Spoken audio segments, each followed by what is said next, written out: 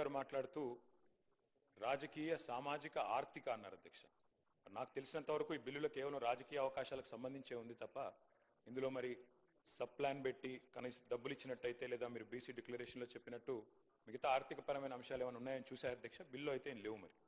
మరి సామాజిక ఆర్థిక అన్నారు అధ్యక్ష. అది కూడా బీసీ సబ్ ప్లాన్ కూడా తొందరలోనే ప్రత్యేకంగా అవసరమైతే ఒకరోజు సమావేశం పెట్టి బీసీ సబ్ ప్లాన్ కూడా పెట్టాలి అని చెప్పి కూడా రాష్ట్ర ప్రభుత్వాన్ని తమ ద్వారా నేను కోరుతా ఉన్నా అధ్యక్ష. అయితే అధ్యక్ష ఈ సందర్భంగా మా పెద్దలు మా గౌరవ మాజీ మంత్రివర్యులు బలహీన వర్గాల సంక్షేమ శాఖకు మంత్రిగా పనిచేసిన గంగుల కమలాకర్ గారు చాలా విషయాలు చెప్పారు. న్యాయపరమైన శాస్త్రీయంగా చేయండి, న్యాయపరమైన చిక్కులు లేకుండా చేయండి అని వారు చాలా విషయాలు చెప్పారు అధ్యక్ష. దాంతోపాటు ఇంకా ఒక 2-3 అంశాలు మా పార్టీ తరఫున, ఎందుకంటే మున్సిపల్ చట్టాన్ని సవరిస్తున్నప్పుడు వారు మాట్లాడారు. పంచాయతీరాజ్ మంత్రిగా నేను గతంలో కొంతకాలం పనిచేశాను అధ్యక్ష. కాబట్టి నా అనుభవంతో వారికి కొన్ని సలహాలు సూచనలు కూడా నేను చేయాలనుకుంటా ఉన్నా అధ్యక్ష. అధ్యక్ష, మా పార్టీ కొత్తగా ఈరోజు బలహీన వర్గాల సంక్షేమం గురించి ఈరోజు మాట్లాడడం లేదు అధ్యక్ష. పెద్దలు కేసీఆర్ గారు 2004వ సంవత్సరంలో ఆనాడు యూపీఏ ప్రభుత్వంలో ఆనాడు కాంగ్రెస్ పార్టీతో మేము పొత్తు పెట్టుకున్నాం అధ్యక్ష. పొత్తు పెట్టుకున్న తర్వాత ఆ రోజు యూపీఏ ప్రభుత్వంలో భాగస్వామిగా కూడా దాదాపు సంవత్సరంన్నర కాలం మంత్రిగా కూడా కేంద్ర కేబినెట్ మంత్రిగా కూడా కేసీఆర్ గారు పనిచేసినారు. ఆ సమయంలో అధ్యక్ష 2004 డిసెంబర్ 17 నేను డేట్తో సహా చెప్తా ఉన్నాను. ఆ రోజు కేసీఆర్ గారు ఇక్కడ తెలంగాణ నుండి ఆనాడు ఆంధ్రప్రదేశ్ నుండి మన బలహీన వర్గాల సంక్షేమ నాయకులు ఎవరైతే ఉన్నారో బీసీ సంక్షేమ సంఘం జాతీయ అధ్యక్షుడిగా ఉన్న ఆర్ కృష్ణయ్య గారిని వారి ప్రతినిధి బృందం మొత్తాన్ని కూడా ఆ రోజు ప్రధానమంత్రి మన్మోహన్ సింగ్ గారికి ఫోన్ చేసి వారి కార్యాలయానికి ఫోన్ చేసి అపాయింట్మెంట్ తీసుకొని, సార్ బలహీన వర్గాల సంక్షేమం మీద మాట్లాడాలి, మీరు కొద్దిగా సమయం ఇవ్వండి, ఏదో మెమరాండం ఇచ్చి 5 నిమిషాల్లో పోవడానికి కాదు, మాకు కొద్దిగా సమయం కావాలి అంటే ప్రధానమంత్రి మన్మోహన్ సింగ్ గారు కూడా టైం ఇచ్చినారు అధ్యక్ష. దాదాపు 45 నిమిషాలు టైం ఇస్తే గంటన్నర పాటు సమావేశం జరిగింది అధ్యక్ష. ఈరోజు మన బీసీ కమిషన్ మాజీ చైర్మన్ గా ఉన్న వకులాభరణం కృష్ణమోహన్ రావు గారు కూడా అందులో ఉన్నారు ఆ ప్రతినిధి బృందంలో. అట్లాగే ఆర్ కృష్ణయ్య గారు వీరందరూ కూడా ఉన్నారు. ఆ రోజు కేంద్ర మంత్రిగా కేసీఆర్ గారు డిమాండ్ చేసింది అధ్యక్ష ఆనాటి ప్రధానమంత్రి గారిని, సార్ ప్రతి రాష్ట్రంలో బలహీన వర్గాల సంక్షేమ శాఖ ఉంది, బీసీ వెల్ఫేర్ మినిస్ట్రీ ఉంది, దానికి బడ్జెట్ కేటాయింపులు ఉన్నాయి. ఆ రకంగా బలహీన వర్గాల సంక్షేమం కోసం ప్రతి రాష్ట్రంలో భారతదేశంలో ఏదో కార్యక్రమం జరుగుతూ ఉంది.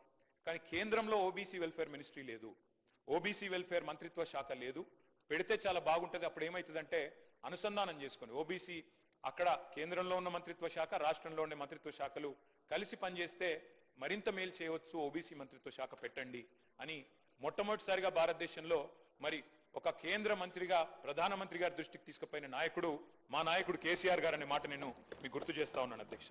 అట్లాగే అధ్యక్ష పార్టీ పెట్టిన కొత్తలోనే బీసీ పాలసీ తెచ్చి కొంత మరి మా పార్టీ విధానాల్లోనే బీసీ పాలసీ అంటూ తీసుకొచ్చింది కూడా ఆనాడు టీఆర్ఎస్ అధ్యక్ష.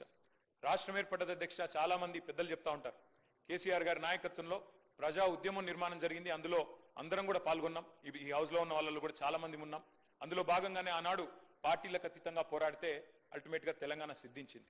తెలంగాణ వచ్చిన తర్వాత అధ్యక్ష 2014లో మొట్టమొదటిసారి ఇక్కడ శాసనసభ కొలువు తీరిన తర్వాత తమరు కూర్చున్న స్థానంలో అధ్యక్ష అక్కడ కూర్చున్నది శ్రీకొండ మధుసూనాచారి గారు, బలహీన వర్గాల బిడ్డ స్పీకర్ గా ఇక్కడ, కౌన్సిల్లో శ్రీ కనకమామిడి స్వామి గౌడ్ గారు, అక్కడ చైర్మన్ గా స్వామి గౌడ్ గారు, ఇక్కడ మొట్టమొదటి స్పీకర్ గా మరి మధుసూనాచారి గారిని కూడా చేసుకున్నది ఆనాడు టీఆర్ఎస్ ప్రభుత్వం అధ్యక్ష. అట్లాగే ఫస్ట్ టైం అధ్యక్ష చరిత్రలో, ఉమ్మడి ఆంధ్రప్రదేశ్ చరిత్రలో, ఇందాక పాయల్ శంకర్ గారు మాట్లాడుతూ అన్నారు అడ్వకేట్ జనరల్ ఎన్నడూ కాలేదు అని, దాన్ని కూడా మార్చి తిరగరాసి మొట్టమొదటి అడ్వకేట్ జనరల్ బలహీన వర్గాల బిడ్డను చేసింది కూడా కేసీఆర్ గారి ప్రభుత్వం. బిఎస్ ప్రసాద్ గారు వారిని ఆనాడు మొట్టమొదటి ఏజీగా నియమించింది కూడా కేసీఆర్ గారి ప్రభుత్వం అధ్యక్ష. ఇందాక కొంతమంది మిత్రులు మాట్లాడితే ఇంకేదో అన్నారు, నేను దాని జోలికి ఎక్కువ పోను. కానీ ఇవాళ కూడా మా పార్టీకి 3 ప్రోటోకాల్ పొజిషన్లు ఉన్నాయి సార్ రాష్ట్రంలో. ఒకటి శాసనసభలో ప్రతిపక్ష నాయకుడిగా కేసీఆర్ గారు ఉన్నారు, అక్కడ శాసన మండలిలో ప్రతిపక్ష నాయకుడిగా మధుసూనాచారి గారు ఉన్నారు, అట్లాగే శాసన మండలిలో డిప్యూటీ చైర్మన్ గా బండా ప్రకాష్ గారు ఉన్నారు. అంటే 3 ప్రోటోకాల్ పొజిషన్స్ ఉంటే అందులో 2 బీసీ బిడ్డలకిచ్చి మా పార్టీ నిబద్ధతను చాటుకున్నామనే మాట కూడా నేను వారికి విజ్ఞప్తి చేస్తా ఉన్నాను అధ్యక్ష. అట్లాగే అధ్యక్ష మా ప్రభుత్వం ఉన్నప్పుడు చట్టసభల్లో మేము 2 సార్లు తీర్మానం చేశాం అధ్యక్ష. ఇక్కడ శాసనసభలో అక్కడ శాసన మండలిలో 2 తీర్మానాలు చేసి పంపించినాం ఏకగ్రీవంగా. ఆ రోజు కాంగ్రెస్ పార్టీ కూడా మాకు మద్దతు పలికింది. శ్రీధర్ బాబు గారు, బట్టి విక్రమార్క గారు ఆనాడు ఇక్కడ ఉన్నారు, వారు మద్దతు పలికినారు అధ్యక్ష.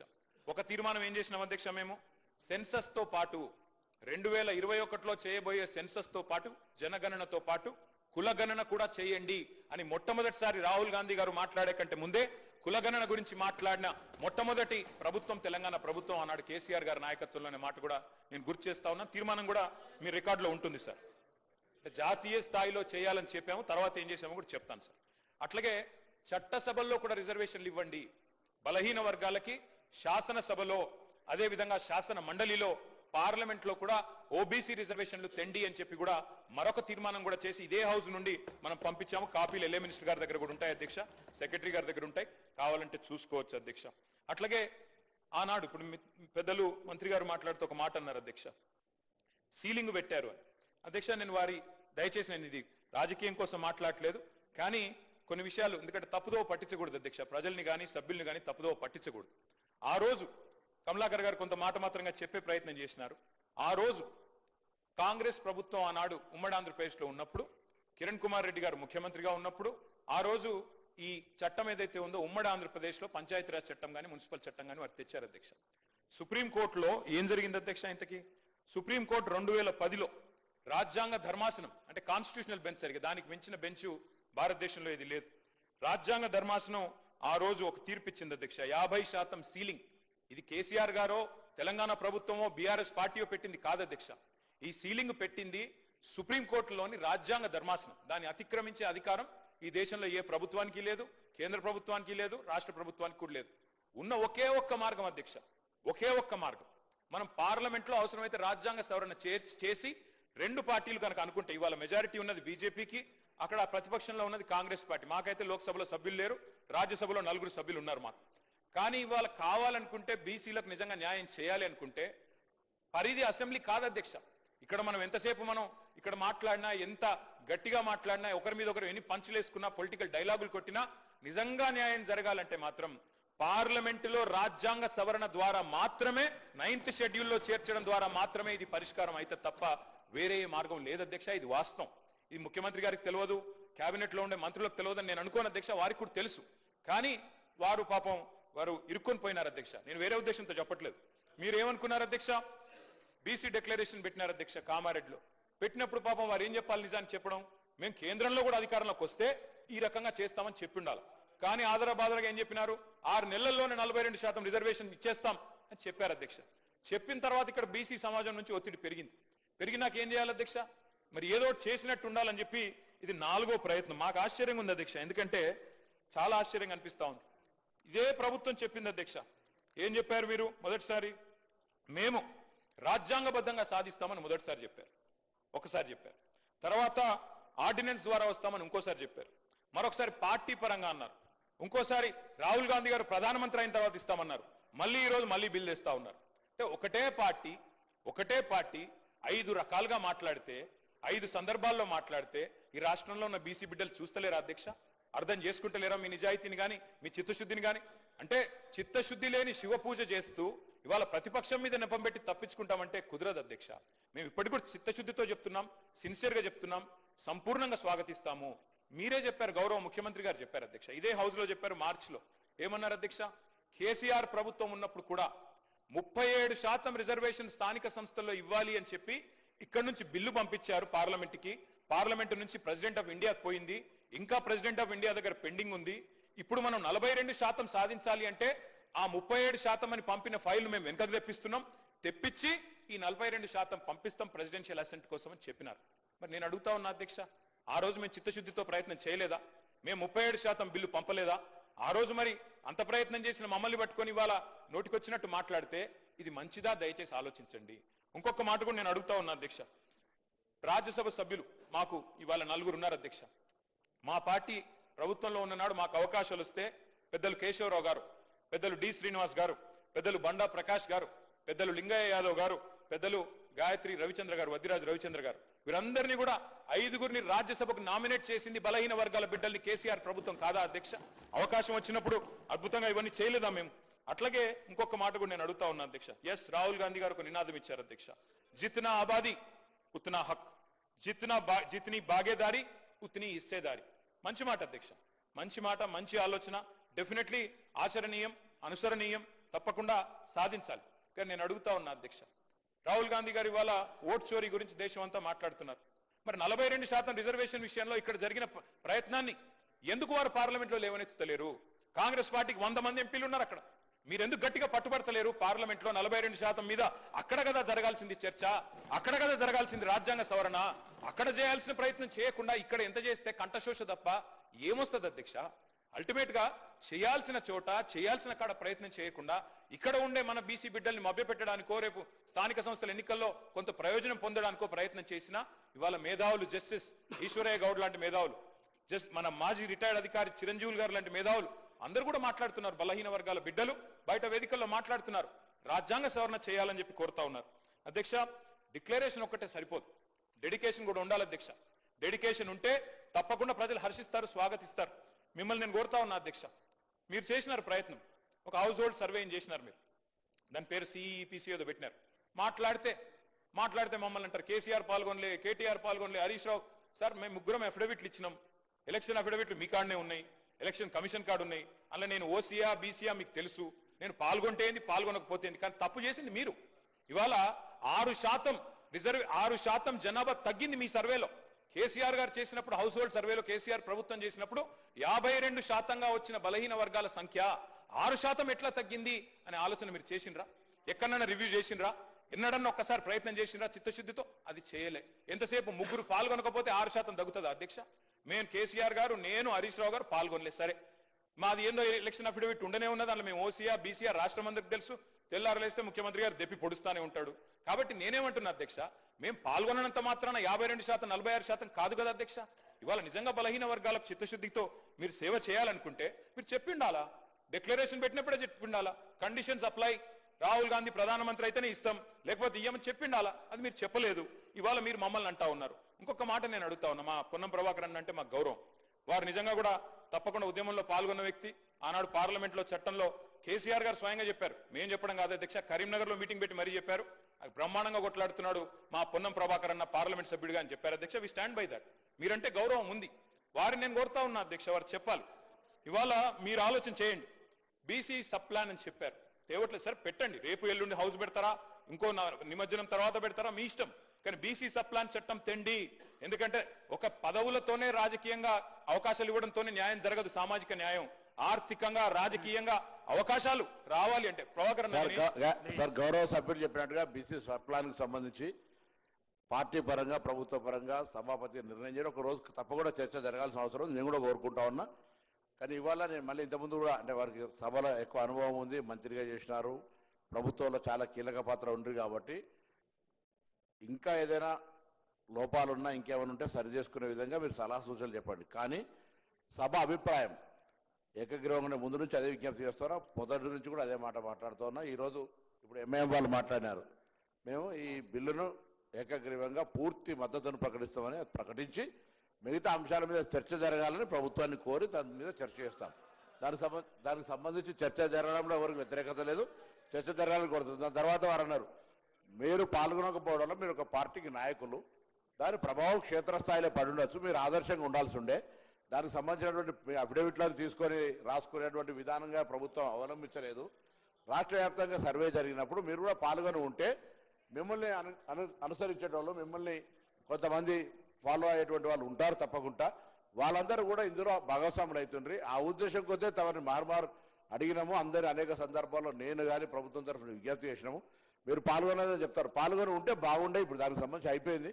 కానీ ఇటువంటి పరిస్థితులలో ఏదైనా సామాజిక పరమైన అంశాలు జరుగుతున్నప్పుడు రాజకీయాలకు అతీతంగా సామాజిక పరమైన న్యాయం జరిగేదాని కొరకు ఆలోచన విధానం ఉండాలని కోరుతున్నా. మీరు గతంలో చేయలేదని చెప్తలేని జరుగుతున్న పరిణామం లోపల ఇప్పుడు ఉన్నటువంటి ఈ యొక్క ఉద్దేశానికి ఎక్కడ కూడా ఇబ్బంది లేకుండా ఉండే విధంగా ఏకాభిప్రాయంతో ముందుకు పోవాలి. ఏకాభిప్రాయం అనేటువంటిది చాలా విలువనిస్తుంది బయట. అది న్యాయస్థానం కావచ్చు, అది ప్రజాస్వామ్యం కావచ్చు, అది ప్రజల మధ్యలో కావచ్చు. ఎవరు కూడా మనం చర్చ చేయడం ద్వారా ఏదో మళ్ళీ ఎక్కడో ఒకటి ఏదో ఉందనేటువంటి లొసుగును దొరకబట్టే ప్రయత్నం చేస్తారు. ఎప్పుడు కూడా పాజిటివ్ నెగటివ్ రెండు ఉంటాయి. పాజిటివ్ ఆలోచన చేస్తే నెగటివ్ చేసేది కూడా దుఃఖం బంద్ చేసుకుంటాడు, ఆలోచన బంద్ అవుతుంది. కాబట్టి అందరూ పాజిటివ్గా ముందుకు పోవాలని సందర్భంగా బలహీన వర్గాల శాఖ తరఫున నేను ప్రతి సభ్యుల్ని, ప్రతి రాజకీయ పార్టీకి విజ్ఞప్తి చేస్తాను మీ ద్వారా. మంత్రి గారు చెప్పిందంతా నేను సంపూర్ణంగా ఏకీభవిస్తున్నాను సార్. చట్టాలు మనం సరిగ్గా చేస్తే లొసుగులు లేకుండా చేస్తే ఏ న్యాయ వ్యవస్థ కూడా అడ్డు రాదు సార్. నేను చెప్పేది అదే, మొదటి నుంచి చెప్తుంది అదే. చట్టం సరిగ్గా చేయండి, శాస్త్రీయంగా చేయండి. మా కమలాకరణ చెప్పింది కూడా అదే. శాస్త్రీయంగా చేయండి, అధ్యయనం చేయండి, ప్రాసెస్ ఫాలో కండి. అప్పుడు ఏ జ్యుడిషియల్ రివ్యూలో కూడా మనకేం ఇబ్బంది రాదు, ఆటోమేటిక్గా మేము అనుకున్న లక్ష్యం నెరవేరుతుంది. రెండోది సార్, నేను దయచేసి మంత్రి గారిని కోరుతా ఉన్నా, మేమందరం కూడా మా పార్టీ అంతా కూడా ఆదర్శంగా తీసుకునేది పెద్దలు, మా తెలంగాణ సిద్ధాంతకర్తగా మేము భావించేది ప్రొఫెసర్ జయశంకర్ గారు. జయశంకర్ గారు ఎప్పుడు ఒక మాట చెప్తా ఉండేది అధ్యక్ష, మనకి భావ సారూప్యత లేకపోవచ్చు కానీ ధ్యేయ సారూప్యత ఉండాలి. అంటే తాత్కాలికంగా మనం ఐడియాల విషయంలో విభేదించవచ్చు కానీ అల్టిమేట్ గోల్ విషయంలో మనకు సారూప్యత ఉండాలి. అది ఉంది. 42% రిజర్వేషన్ ఇవ్వాలన్న విషయంలో yes we are sincerely supporting the bill, we are 100% we are standing by the government. కానీ తాత్కాలికంగా మేము ఎట్లా చేస్తే బాగుంటుందో చెప్పే ప్రయత్నం చేస్తున్నాము. ఇంకొక మాట నేను చెప్తా ఉన్నా సార్, సీలింగ్ అని మాట్లాడినారు మంత్రి గారు శ్రీమతి సీతక్క గారు. వారికి నేను గుర్తు చేస్తా ఉన్నా, ఎక్కడా కూడా సీలింగ్ అన్న పదం లేదు చట్టంలో. దయచేసి చూసుకోండి. మీ అధికారులను కూడా నేను కోరుతా ఉన్నాను, దయచేసి మంత్రి గారిని తప్పుదోవ పట్టించకండి. దయచేసి సభ్యులను అట్లాగే రాష్ట్ర ప్రజలను కూడా తప్పుదోవ పట్టించకండి. సీలింగ్ విధించింది బీసీ రిజర్వేషన్ల మీద కేసీఆర్ గారి ప్రభుత్వం అనే మాట శుద్ధ తప్పు. అది 100% అబద్ధం అనే మాట కూడా నేను చెప్తా ఉన్నా అధ్యక్ష. దయచేసి సవరించుకోవాలని మంత్రి గారిని కోరుతా ఉన్నా. వాస్తవంగా జరిగింది ఏంది అధ్యక్ష, ఆనాడు బీసీ రిజర్వేషన్ల విషయంలో కేసీఆర్ గారి ప్రభుత్వం ఏం చేసింది అధ్యక్ష, ఆ రోజు మేము మరి 2000 నేను సరిగ్గా ఇది చెప్తాను సార్, ఆర్టికల్ 243 D6 T6 ప్రకారం బీసీ రిజర్వేషన్లు రాష్ట్రాలే ఇచ్చుకోవచ్చు అని చెప్పి మాకు ఆదేశాలు మేము ఇచ్చాం, వచ్చినాయి అధ్యక్ష.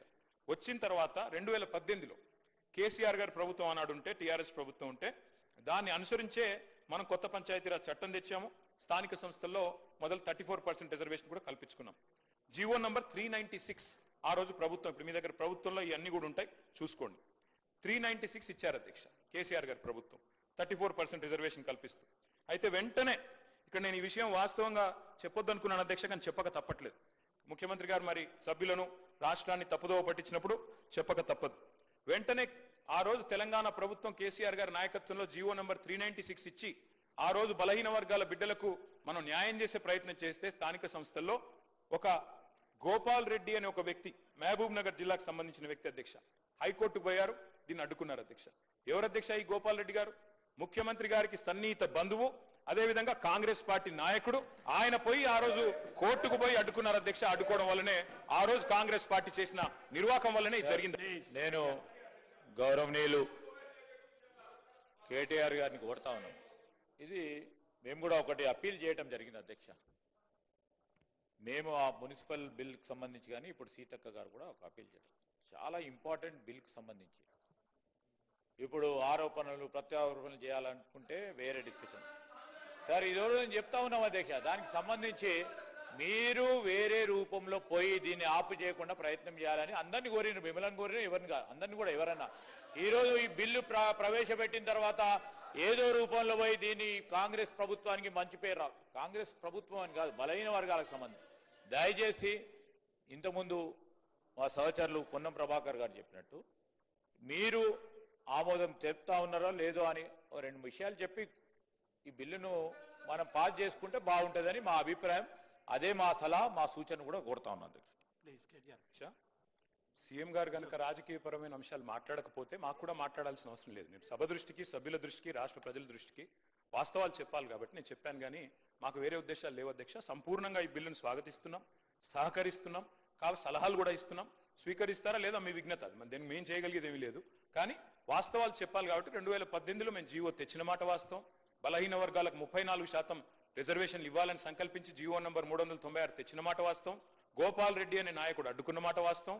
వారు ముఖ్యమంత్రి గారికి దగ్గరి బంధువు అన్నమాట వాస్తవం. మహబూబ్ నగర్ జిల్లా అన్నది వాస్తవం. అందులో నేనే తప్పు చెప్పట్లేదు, వక్రీకరించట్లేదు. అట్లాగే అధ్యక్ష ఇంకొక మాట నేను చెప్పాలి అధ్యక్ష, ఒక్క మాట దయచేసి నేను ప్రభుత్వానికి కోరుతా ఉన్నా అధ్యక్ష.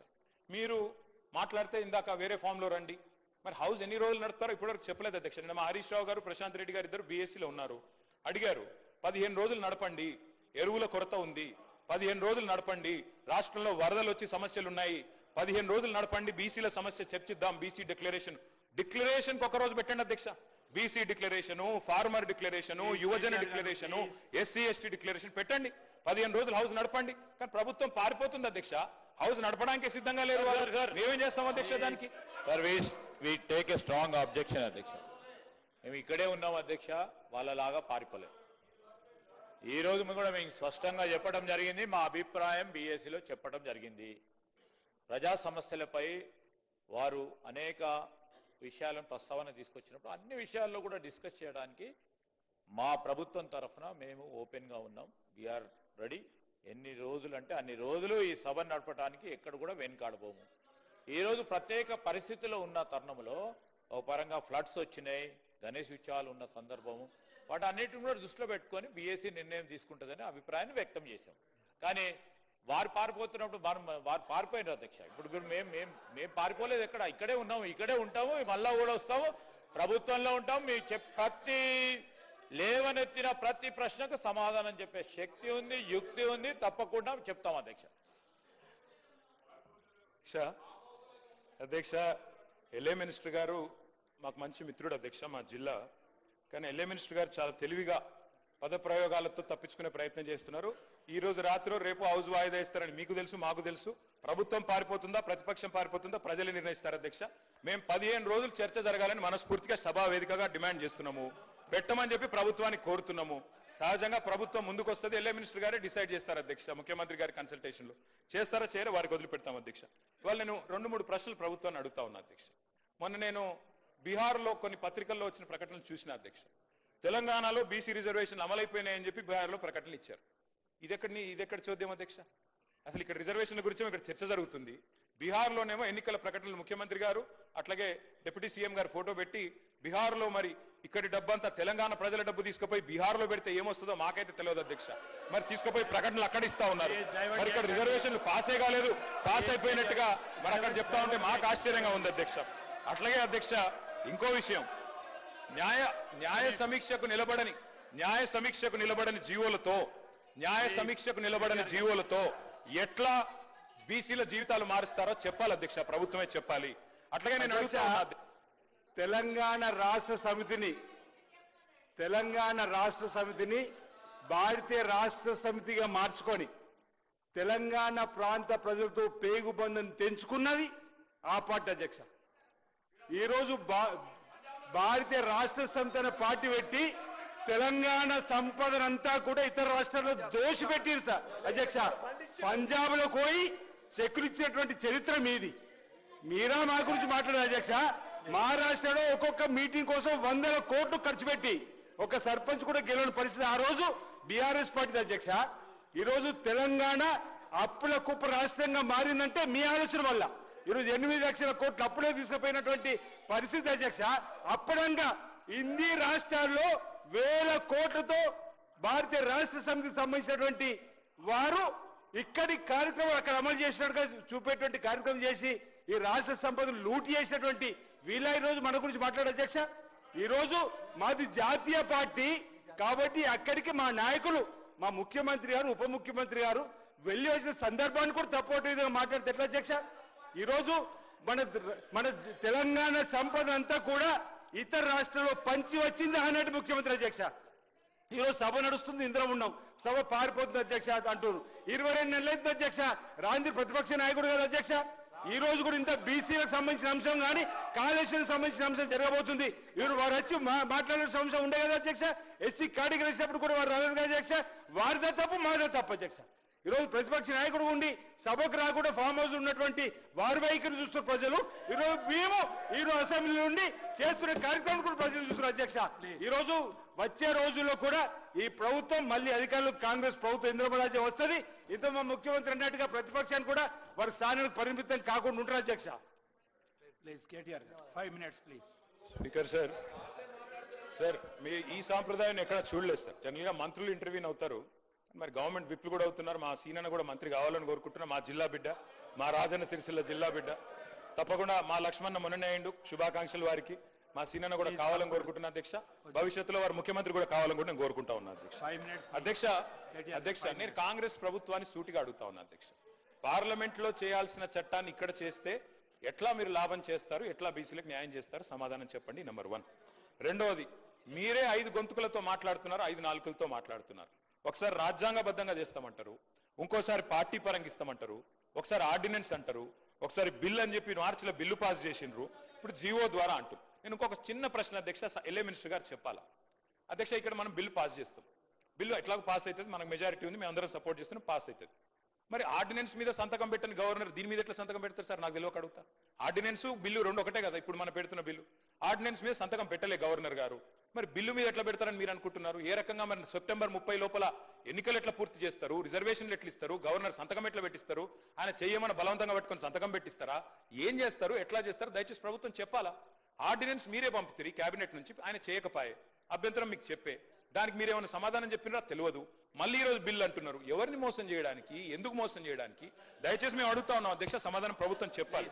సార్ చాలా వారికి కూడా అన్ని అంశాలు తెలుసు కానీ ఈరోజు ఆర్డినెన్స్ సంబంధించి ఎప్పుడైనా సెషన్ లేనప్పుడు బిల్లు తీసుకురాని సందర్భాలను పురస్కరించుకొని ఆర్డినెన్స్ తీసుకొస్తాం. ఎప్పుడైతే అసెంబ్లీ సెషన్ ఉంటుందో దాన్ని బిల్ తీసుకొస్తాం. అందరికీ తెలుసు అధ్యక్ష, ఇక్కడ ఉన్న సభ్యులందరికీ కూడా తెలుసు. ఇప్పుడు నడుస్తూ ఉంది బిల్లుకు సంబంధించి మేము చేస్తా ఉన్న పోరాటం.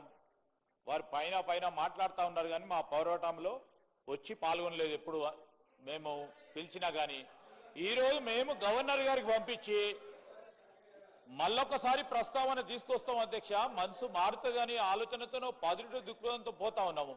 రెండవది ఈరోజు కూడా మీరు సుప్రీంకోర్టులో సార్ మీరు ఏనండి, సుప్రీంకోర్టులో గవర్నర్ గారిది ప్రెసిడెంట్ గారికి సంబంధించి రాష్ట్ర ప్రభుత్వాలకు సంబంధించిన బిల్లులు వారికి సమర్పించినప్పుడు సమయం ఎంత తీసుకోవాలి, దాని సందర్భాన్ని పురస్కరించుకొని మొన్న తమిళనాడు కేసుకు సంబంధించి ఒక సుప్రీంకోర్టు నిర్ణయం తీసుకున్నది.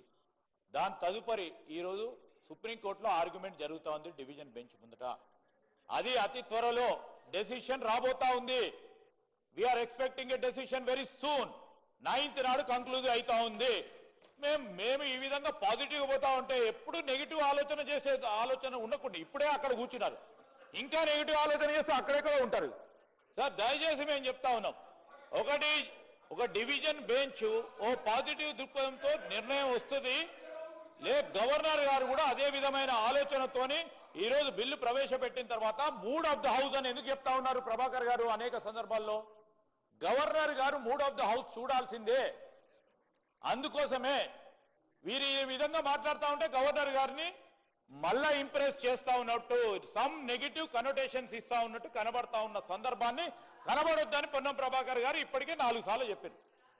ఈరోజు వారికి సంబంధించి ఇప్పుడు ప్రభాకర్ గారు చెప్పింది మూడ్ ఆఫ్ ద హౌస్ చూసి గవర్నర్ గారు కూడా దీంట్లో మొత్తం యావత్ రాష్ట్ర ప్రజానికానికి సంబంధించి మొత్తం మంది శాసనసభ్యులు కోరుతా ఉన్న సందర్భం దృష్టి పెట్టుకొని తప్పకుండా పాస్ చేస్తారు అనే నమ్మకంతో పోతా ఉన్నప్పుడు గవర్నర్ గారు పాస్ చేయడు, చేతులు పట్టుకొని రాయమంటారా?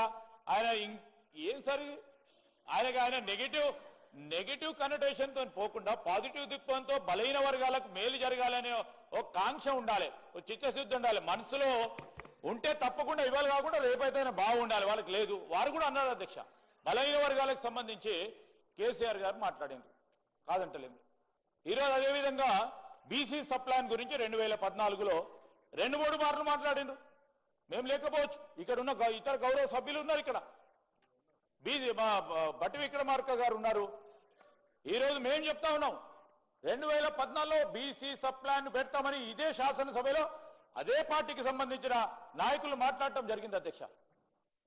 ఈరోజు మేము సైంటిఫిక్ గా ఎంపెరికల్ డేటాను కలెక్ట్ చేసుకొని మరి పోతా ఉన్న సందర్భాన్ని ఇవాళ కాకుంటే రేపో ఎల్లుండో దాన్ని తప్పకుండా చేసి తీరుతాము.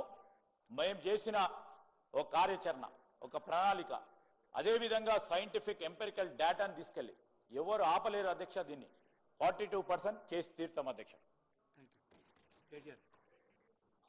సార్ ముఖ్యమంత్రి గారు చాలాసార్లు బయట మాట్లాడుతుంటారు అధ్యక్ష. ఎంతసేపు ఛాయ్ తాగే లోపల అయిపోతాయి కొన్ని అన్ని నిర్ణయాలు అనుకుంటే అని చెప్తారు అధ్యక్ష. నిజానికి అధ్యక్ష ఇది ఎట్లాంటి సమస్య అంటే మనం ఇక్కడ ఇంకో 10 రోజులు చర్చ చేసినా ఇక్కడ తెగదు. ఎందుకంటే అందరం ఒకటే అభిప్రాయంతో ఉన్నాం. తేలాల్సింది ఎక్కడ అధ్యక్ష? రాహుల్ గాంధీ గారు, మోడీ గారు ఒక ఛాయ్ తాగి ఇద్దరు డిసైడ్ చేసుకుంటే అర్ధగంటలు ఒడిచిపోతుంది సార్, బిల్లు పాస్ అయిపోతుంది, రాజ్యాంగ సవరణ జరిగిపోతుంది తప్ప ఇంకోటేం లేదు సార్. కాబట్టి మీరు ఇంకా 10 రోజులు హౌస్ నడిపి 10 రోజులు చర్చ పెట్టినా ½ అన్ అవర్ అయిపోయింది. మీరు కూడా కొంచెం ఎక్కడ సార్ నన్ను అందరూ మంత్రులే ఇంటర్ప్రిట్ చేస్తుంటే ఎడ్ చేయాలి సార్. అయిపోయింది 10 నిమిషాల్లో కంక్లూడ్ చేస్తాను సార్. అధ్యక్ష మేము స్ట్రైట్ గా మా పార్టీ నుంచి అడుగుతుంది ఒకటే సార్, ఇప్పుడు మళ్ళొక్కసారి మీరు మార్చిలో బిల్లు పాస్ చేసిన దానికి దీనికి తేడా ఏంటి? నంబర్ 1. ఆ రోజు ప్రెసిడెంట్ గారి దగ్గర పంపారు. మరి ప్రెసిడెంట్ గారు ఇంకా సంతకం పెట్టకుండానే మళ్ళీ పంపడం వల్ల మళ్ళీ చేయడం వల్ల ఎట్లా దీనికి రిలీఫ్ వస్తుంది? Number 1 question sir. తర్వాత చెప్పండి సార్, వాళ్ళు మళ్ళీ మంత్రులు ఊరికే ఇంటర్వ్యూ కాకుండా చూసుకోండి మీరు. తర్వాత రిప్లై వల్ల వారు చెప్పమనండి. కోర్టుల్లో ఎందుకంటున్నా అంటే మనం చట్టాలు సరిగ్గా చేస్తే ఏ కోర్టు కూడా ఏం చేయలేదు. మన చట్టాల్లో లొసుగులు ఉంటేనే కోర్టు అయినా ఇంకోటైనా కాన్స్టిట్యూషన్కి అనుగుణంగా లేకపోతేనే కోర్టు ఇంటర్వ్యూన్ అవుతుంది తప్ప కోర్టుకు పోవద్దు అనే మాట మాత్రం కరెక్ట్ కాదు. ఎందుకంటే ఎవరైనా సరే కోర్టుకు ఎప్పుడు పోతారు? ప్రభుత్వాలే చట్టాలకు తూట్లు పొడిస్తే, ప్రభుత్వాలే చట్టాల్లో